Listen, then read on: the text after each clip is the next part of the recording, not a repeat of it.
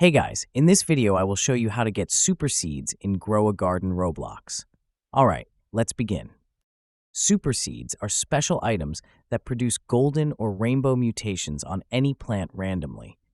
These mutations boost the value of the fruit significantly, with some selling for 50 times or more. To get super seeds, the only method currently available is through the Forever Pack in the shop. When you're in the shop, check the Forever Pack section. If there's a super seed pack available, it will show up there. If it's not visible right away, keep checking back as it refreshes over time. The pack is not always available, so patience is key. There's no free way to obtain super seeds at the moment. The only option is to purchase them with Robux.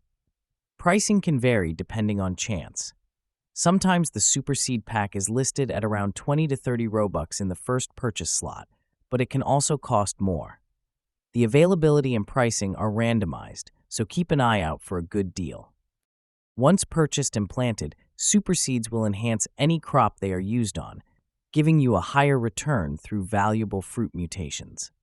So that's basically how you can get super seeds in Grow a Garden Roblox.